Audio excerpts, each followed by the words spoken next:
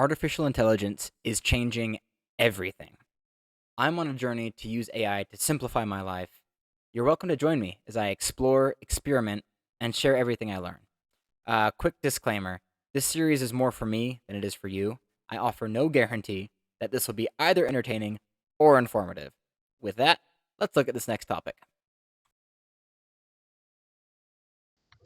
Hello, in this next installment, I'll be talking through my experience actually doing the assignments required by Professor Gemini. I talked through the course creation in my first video, so this is essentially picking up after the readings, right? So let me share my screen really quickly, and here is that is looking ahead a bit. Here is the syllabus. First off, so this first topic, this first unit is what we're going on here. We already did these readings. Now we're going on to the assignments. So first off, the task is to identify 3 examples of AI that I interact with daily, write a short paragraph explaining what it is and how I think AI is being used. Now for this, I did not use AI to write the paragraph. Here are my 3 paragraphs, right? So first off, YouTube recommendations, of course. AI predicts what I want, right? And shows me videos of those things. I'm going to start here at my Apple Watch stand hours. Apple gets the data from my Apple Watch and compares that data with data from other people. If it matches closely enough, then it can tell I'm standing, etc. The final one, this is my favorite. The Fitness Plus, I think it's just Apple Fitness. The training load is awesome. I am a competitive person, and this is a visual way for me to compete with my past self. If you don't know what it is, the Apple Fitness app um, tracks your training load, uh, and based on how hard the workout is, how long you were going, um, compares your 7-day training load to your 28-day training load. Um, and it tells you whether or not you are above your training load or below your training load. And has me addicted to working out because I want to do better than my past self. This is awesome. I love it. Anyways, definitely AI because it takes data and compares it. That's not the only thing. It compares your data to others who have also had similar workout histories, and it uses that comparison to predict what will happen if I can. Yeah, this is the AI part. It compares it to others as well and predicts what will happen if I continue with the same training load or take it easy. Right. The actual comparison of my load to my previous load is not AI. It's the comparison to others and using that data to predict. The prediction is the AI part. So that was my first assignment. Now, what did I learn from this assignment? Um, it was a little more difficult for me to find examples of AI that I interact with daily than I expected it would be. And what I take away from that, I mean, there's 2 possibilities, right? First off, AI just isn't as prevalent as I expect it to be. Maybe it's overhyped, more hype than substance right now, right? Very, very possible. The second is that I just don't see it, right? That's another option. I guess maybe I could do ads on sites or whatnot. It could be AI as well. Either way, so it's either not as prevalent as I thought it would be, or I'm just not using it as much. So that's an interesting question to ponder. Second assignment, the prompt challenge, using an AI, free AI chatbot. I paid for mine because I'm doing a lot of AI stuff, but you didn't need to. Yeah, you don't need to. You write 5 different prompts to generate a story, use different levels of detail, story about a dog versus etc. So I chose a platypus. Little detail, write a story about a platypus, and you get a nice little story about a platypus. And it's quite a little story about a platypus who invents stuff. Cool. A little bit more detail, write a story about a platypus moving to a new place. On an aside, I heard that all stories are either a stranger coming to town or somebody leaving town, or like the protagonist leaving town and going on a journey. This one is about the protagonist going on a journey. Patrice in particular. Anyways, with a little bit more detail in the prompt, we get a little bit more detail in the story. I think it improves by. It doesn't show. That's right. I think this is, yeah, okay. Anyways, more words. Woot. A little bit more detail. Yeah, a little bit more words. This one I added is navigate a difficult family relationship because who has ever had to do that? That's so unique. Ah. And it's his mom. No, it's his brother. Said he's proud of you. Yeah, that fiction for sure. All right, more detail. Write a story about a platypus moving to a new place. It will navigate a difficult family relationship and find a new friend. Woo! This one has an image. Um, yeah, so he finds a new friend. His dad's like, I didn't believe in you, but you turned out all right.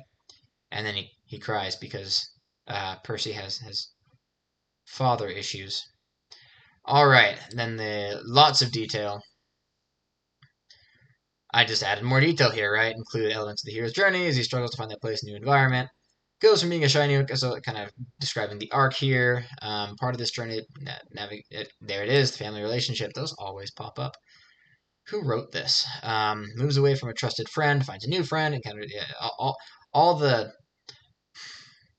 Harry Potter stuff except for the trusted friend. He didn't have a trusted friend. After reading, yeah, kind of the goal for the story as well. And guess which one was the longest story? Has to fill all that stuff up. And it talks about him moving away, talks about how he gets a rock for courage. And I do like that the name was Perry in this last one. Perry is my favorite platypus name. For no particular reason. What you doing? He goes to Otter Creek, and the otters are rather grumpy. Otters and water dragons decide that Perry is not hip or cool. But Finny is a kookaburra. Yeah, anyways. All this to say, lots more detail because of the lots more detailed prompt. And that's basically the takeaway from this. The stories themselves are kind of, they're AI generated stories. Not super interesting so far. Name of the Platypus aside, of course, Perry is phenomenal. But yeah, more detail leads to better outcomes. Even though this is still an AI generated story, it's better than this one. So that's kind of the overarching theme here. The third assignment is the AI dictionary, where you create a personal dictionary of AI terms, add it and add new stuff to your dictionary. This will be a go-to reference as you continue to learn. So I did that. This is pretty much, there was that one article in the reading section that had a list of stuff. This is kind of that list. So I'm going to add more stuff to it as I go through. Like, I don't know, I don't need this. That's not an AI term. So pretty cool. I'll use it here and there. Honestly, what I found in these type of reference documents is that the value that you get is more adding the term to the dictionary and not necessarily using it as a reference. I heard a story once of a kid who was so nervous for spelling tests, he decided to cheat. And how he cheated was he got one of those pens that, like, when you clicked it, it twisted something inside of it. And so he wrote down the words on the inside of the pen. But because he had to rewrite them so many times so that he could read them, he didn't actually need it. And that's kind of the idea here, is that having a reference is nice, but it's better to create the reference than it is to just have it. So perhaps I shot myself in the foot here by using somebody else's cognitive load. So we'll see. Now the last assignment was this project, my first generative piece. where I choose one type of generative AI, text, image, or music, use a free tool to create a complete piece of content. I chose a text. Well, no, I used Gemini for images. What I did is I took this last story that I was so inspired by, and I decided to expand on the images that it had generated. So you can see here the final images that I landed on. Um, you can see the Gemini watermark there. These are the this is the touching scene of Aunt Hilda giving Perry his beloved stone. The scene of Finney meeting Perry. Perry receiving wisdom from Bartholomew. Perry being ignored by the otters and the sea dragons. What jerks. Perry saving everybody by finding the water. You can see this the water dragon. They call it water dragon. Just agape. And then finally him writing letters to his old pal. This looks more like a not quite a platypus, but rather some burrowing animal, like a mole or something. Anyways, I have open here the process of generating these images. Let's see how far back it lets me. All right, so these are the first two. That was the story. You can see here that Perry is pretty much in the same position. I'm not a fan of that. All right, so here I am trying to modify this one.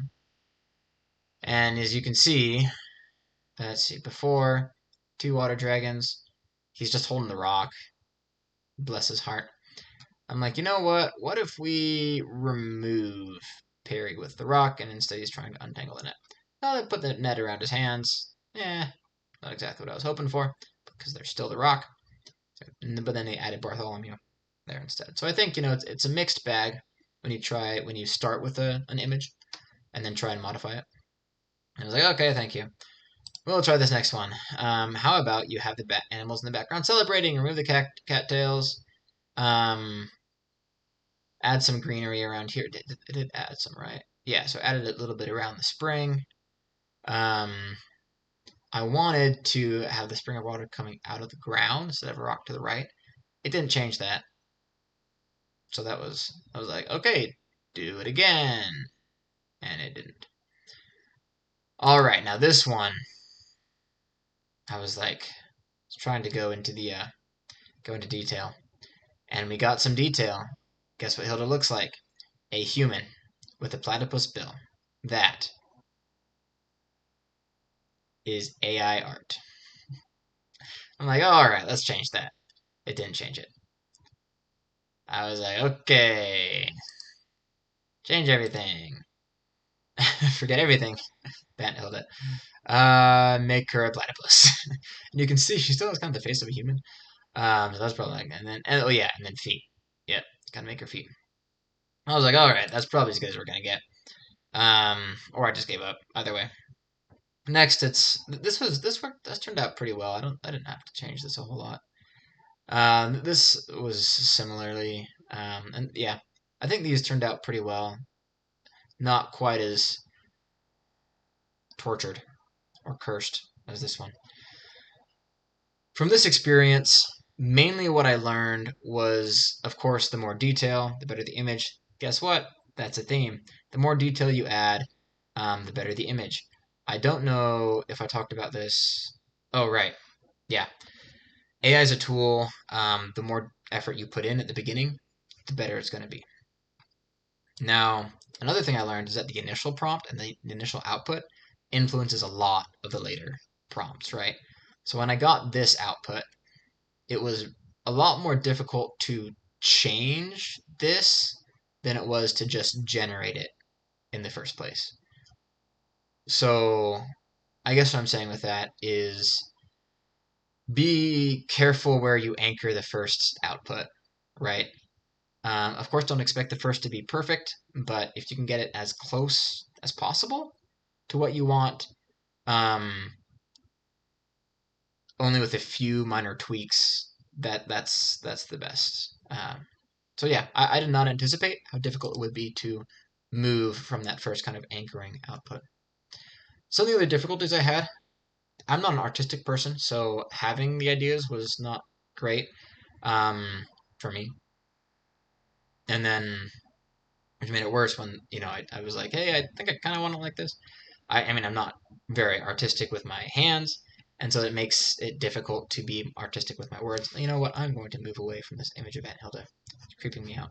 All right, everybody's happy. Um, and Perry was in the same kind of position for a lot of the images, which wasn't great as well. So those are some of the difficulties that I had. But overall, it was fun. So that was the first set of assignments. These ones were pretty straightforward. Nothing too difficult really at all. Um, Main lessons, of course, pretty much the lessons I got from this last project. The more detail you have, the better the output.